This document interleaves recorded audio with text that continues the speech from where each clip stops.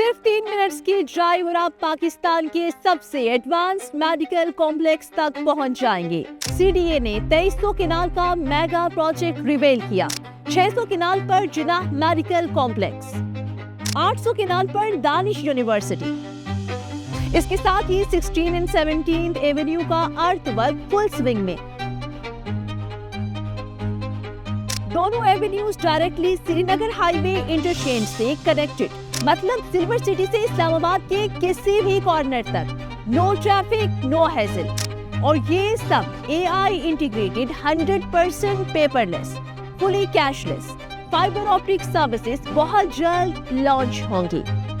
High speed internet guaranteed, emergency हो या बच्चों की पढ़ाई, क्वालिटी हेल्थ केयर और एजुकेशन राइट नेक्स्ट डोर।